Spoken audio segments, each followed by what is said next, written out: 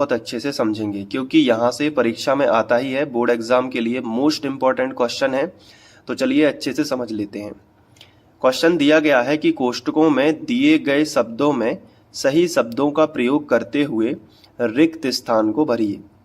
अब जैसे आपको यहाँ पे दिया गया है कि सभी वृत्त खालिस्तान होते हैं।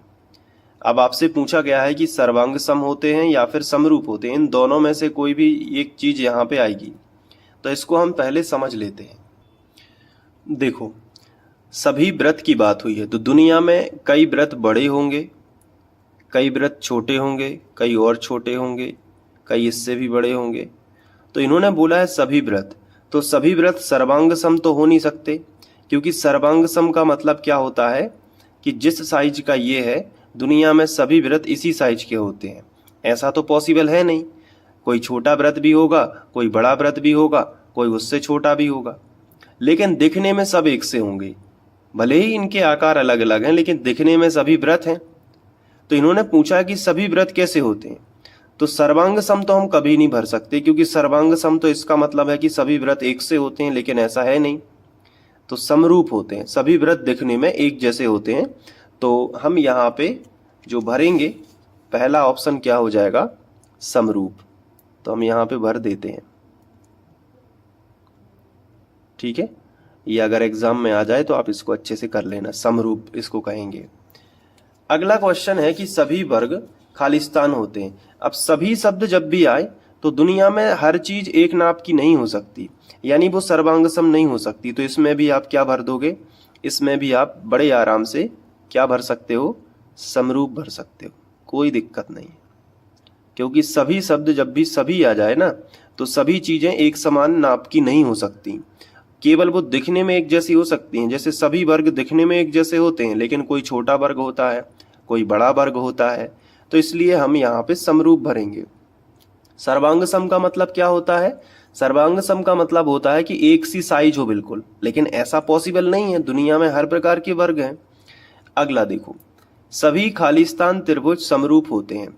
अब इन्होंने पूछा है कि सभी प्रकार के ऐसे कौन से त्रिभुज हैं जो समरूप होते हैं।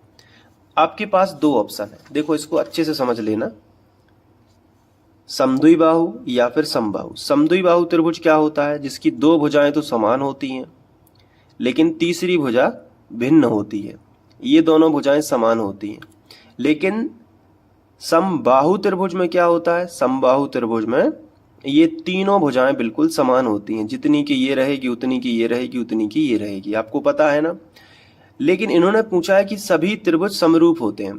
तो देखो, अगर हम अलग अलग प्रकार के समद्विबाहु त्रिभुज बनाएंगे तो इसकी दो भुजाएं समान है। अगर मैंने इस तरीके से बना दिया, ये देखो, तो इसकी ये दो भुजाएं समान हो जाएंगी, ये तीसरी असमान हो जाएगी। तो दो भुजाएं समान है, इसका मतलब दो कोण तो समान हो जाएंगे, लेकिन तीसरे कोण का हम बता नहीं सकते। आप समझ रहे हो ना। तो भुजाएं, इनके संगत कोण हमेशा डिस्टर्ब रहेंगे, लेकिन समबाहु त्रिभुज का तो निश्चित है ना कि 60-60 होता है। मैंने आपको बताया भी है पिछले वीडियो में कि समबाहु त्रिभुज का प्रत्येक कोण 60 अंश का होता है और प्रत्येक भुजा बराबर होती है। तो यहाँ पे सबसे सटीक कौन रहेगा, सभी खालिस्तान त्रिभुज समरूप होते हैं। तो दुनिया के सभी समबाहु त्रिभुज, सभी कौन से त्रिभुज, समबाहु त्रिभुज कैसे होते हैं, समरूप होते हैं। समद्विबाहु में तो दिक्कत है, क्योंकि दो ही भुजाएं समान हैं, तीनों होनी चाहिए। तो क्योंकि संगत कोण बराबर हो और संगत भुजाएं अनुपातिक हो, ये समरूपता की शर्त होती है। आपको ये शर्त पता होनी चाहिए, कौन सी, समरूपता की, संगत कोण बराबर हो और संगत भुजाएं कैसी हो, अनुपातिक हो। तो ये आपके सामने यहाँ पे रहेगा। अगला क्वेश्चन है कि भुजाओं की समान संख्या वाले दो बहुभुज हैं, समरूप हो गए। तो समरूपता की शर्त अभी तो मैंने बताया कि उनके संगत कोण कैसे होने चाहिए, बराबर होने चाहिए। बिल्कुल समरूपता की शर्तें याद रख लो, संगत कोण बराबर हो तथा उनकी संगत भुजाएं कैसी हो, समानुपाती हो। तो ये तो आप आसानी से कर पाओगे, समानुपाती हो। तो बताओ बन जाएगा कि नहीं बन जाएगा, पढ़ लेते हैं। इसमें दिया गया है, निम्नलिखित युग्मों के दो भिन्न भिन्न उदाहरण दीजिए। पहला है समरूप आकृतियां और दूसरा है ऐसी आकृतियां जो समरूप नहीं हैं। तो पहला हम हेडिंग डाल देते हैं और समरूप आकृतियां हमें बतानी है, तो बना देते हैं हम यहाँ पे समरूप आकृतियां। कैसे बनाएंगे देखो, जैसे हमने एक वर्ग बनाया, अब चूंकि हमें समरूप बनाना है तो वर्ग छोटा वर्ग बना देते हैं ताकि दिखने में एक जैसे हो। ये देखो, तो ये है समरूप आकृतियां।